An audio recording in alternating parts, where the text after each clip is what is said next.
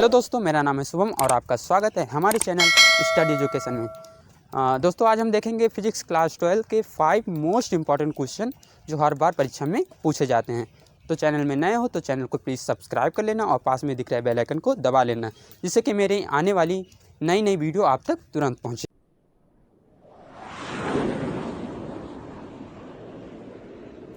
तो चलिए वीडियो को स्टार्ट करते हैं और देखते हैं पहला क्वेश्चन क्या है।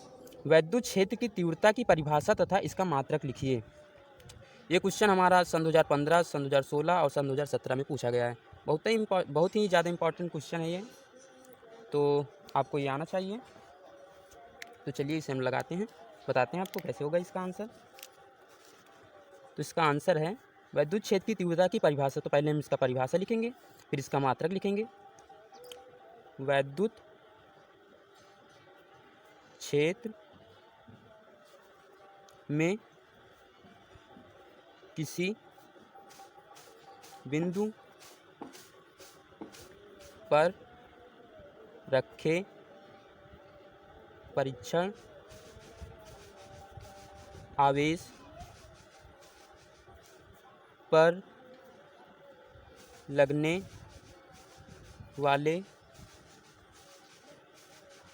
बल तथा परीक्षण आवेश के मान की निष्पत्ति को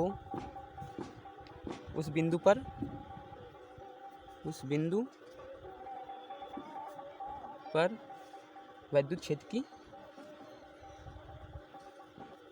वैद्युत क्षेत्र की तीव्रता कहते हैं वैद्युत क्षेत्र में कोई वैद्युत क्षेत्र होगा। वैद्युत क्षेत्र में किसी बिंदु पर, इसमें कहीं भी किसी बिंदु पर, मान लीजिए P बिंदु है। वैद्युत क्षेत्र के किसी बिंदु पर रखे परीक्षण आवेश को हम Q0 से लिखते हैं। परीक्षण आवेश पर लगने वाला बल लगता है F, इस पर बल लगेगा F, तथा परीक्षण आवेश के मान की निष्पत्ति को उस बिंदु पर वैद्युत क्षेत्र की तीव्रता कहते हैं। और वैद्युत क्षेत्र की तीव्रता को E से लिखते हैं। तो इसका सूत्र हो जाएगा E बराबर परीक्षण आवेश पर लगेगा बल F, और ये परीक्षण आवेश जो है वो Q0 है। तो इसका मान हो जाएगा E बराबर F/Q0। तो ये पहले का आंसर हो गया। आई होप आपको समझ में आया होगा। तो चलिए अब दूसरा क्वेश्चन स्टार्ट करते हैं। तो चलिए वीडियो को स्टार्ट करते हैं और देखते हैं पहला क्वेश्चन क्या है। वैद्युत क्षेत्र की तीव्रता की परिभाषा तथा इसका मात्रक लिखिए। ये क्वेश्चन हमारा सन 2015, सन 2016 और सन 2017 में पूछा गया है। बहुत ही ज़्यादा इंपॉर्टेंट क्वेश्चन है ये। तो आप दोस्तों हमारा दूसरा क्वेश्चन दिया है, विशिष्ट चालकता के लिए सूत्र एवं मात्रक लिखिए। तो पहले हम इसकी परिभाषा लिख देंगे, फिर इसका सूत्र भी लिख लेंगे और मात्रक भी हो जाएगा इसी से।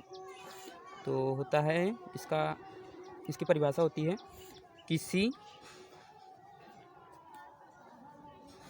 चालक के पदार्थ के विशिष्ट प्रतिरोध के व्युत्क्रम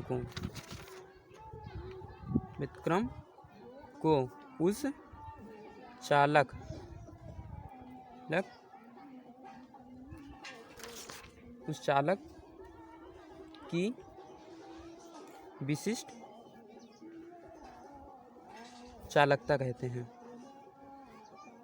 चालकता कहते हैं। किसी चालक के पदार्थ की विशिष्ट प्रतिरोध के व्युत्क्रम को उस चालक की विशिष्ट चालकता कहते हैं।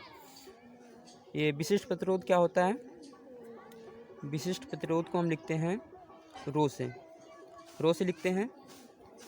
इधर विशिष्ट प्रतिरोध को रो से लिखते हैं और विशिष्ट चालकता को लिखते हैं हम सिग्मा। विशिष्ट चालकता को हम लिखते हैं सिग्मा से। यहाँ पर हो जाएगा इसका सूत्र सिग्मा बराबर 1/ρ।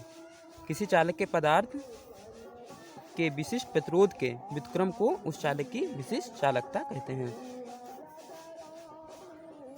इसका मात्रक होता है, इसका मात्रक तो हो गया, सूत्र हो गया, इसका मात्रक होता है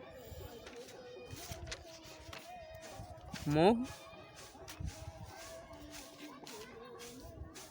मीटर -1।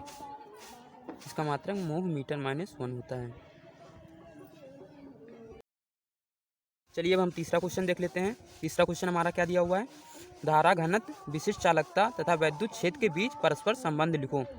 ये क्वेश्चन आया सन 2019, सन 2009 और 11 और 12 और सन 2018 में आया हुआ है।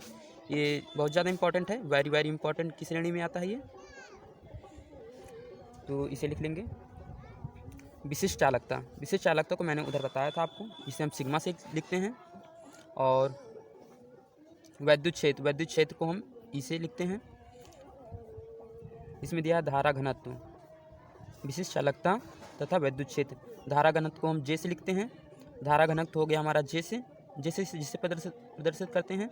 और विशिष्ट चालकता को सिग्मा से और वैद्युत क्षेत्र को ई से, तो इसे लिख लेंगे।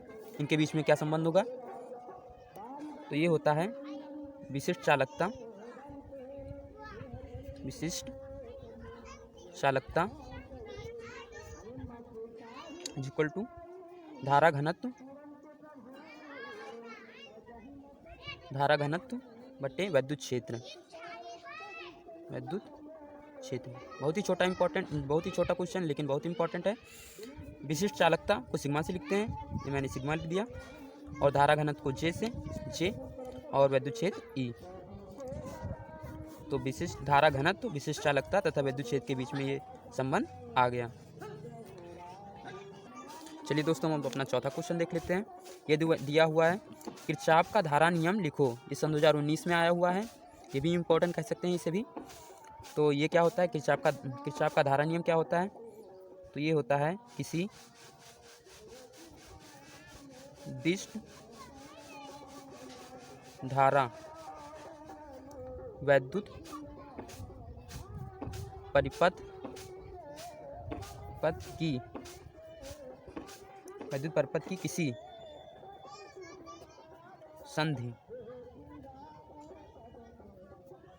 पर मिलने वाली समस्त धाराओं का बीजगणितीय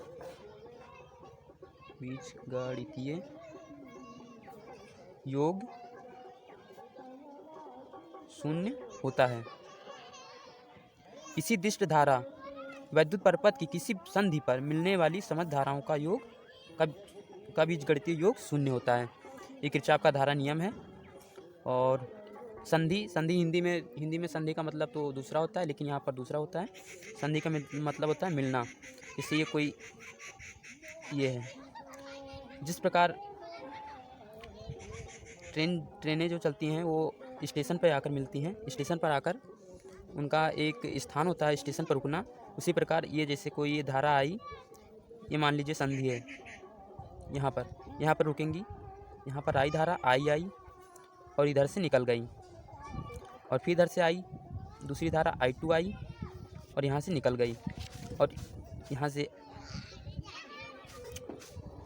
यहाँ से मैंने I3 धारा प्रवाहित की, यहाँ से I4 निकल गई। इन समस्त धाराओं का योग बीजगणितीय योग शून्य होता है। यानी I1 प्लस I3 ऐसे जोड़ लेंगे। जो धारा आएगी उसे प्लस में, जो निकलेगी उसे माइनस में, और इनका जब हम योग करेंगे ये बराबर 0 आएगा। इसे हम किरचॉफ का धारा नियम कहते हैं। दोस्तों पांचवा क्वेश्चन हमारा है जो सन 2018 और 20 में पूछा गया है। क्या है ये देख लेते हैं। लॉरेंज बल क्या है, इसमें पूछा गया है लॉरेंज बल क्या है। और ये क्वेश्चन ऐसे भी पूछ सकता है, लॉरेंज बल किसे कहते हैं। तो ये दो तरीके से आपको क्वेश्चन पूछ सकता है और दोनों का आंसर एक ही होगा। तो इसे भी हम आपको बता देते हैं क्या होगा इसका आंसर। चुंबकीय क्षेत्र में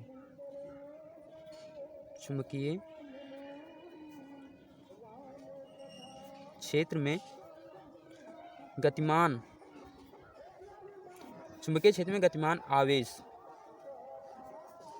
पर लगने वाले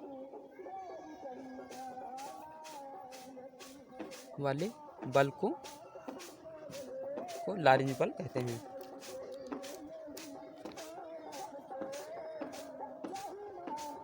लॉरेंज बल कहते हैं।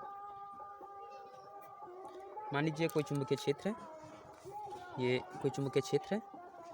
चुंबकीय क्षेत्र को ऐसे हम दर्शाते हैं, एक समान चुंबकीय क्षेत्र है, इसमें कोई आवेश है Q। चुंबकीय क्षेत्र में गतिमान आवेश पर लगने वाले बल को लॉरेंज बल कहते हैं। ये कोई चुंबकीय क्षेत्र है, इसमें Q आवेश है जो गतिमान है और उस पर गति की अवस्था में एक बल लगता है। और ये कोई चुंबकीय क्षेत्र है, मान लीजिए कोई चुंबकीय क्षेत्र है और इसमें आवेश Q है जो v वेग से गतिमान है, v वेग से गतिमान है। तो इस पर एक बल लगता है जिसे हम लॉरेंज बल कहते हैं और ये बल होता है F बराबर Q V B sine theta. क्या होता है? F बराबर Q V B sine theta. I hope दोस्तों आपको वीडियो अच्छी लगी होगी। अगर आपको वीडियो अच्छी लगी हो तो प्लीज़ चैनल को सब्सक्राइब करें और वीडियो को लाइक करें। धन्यवाद।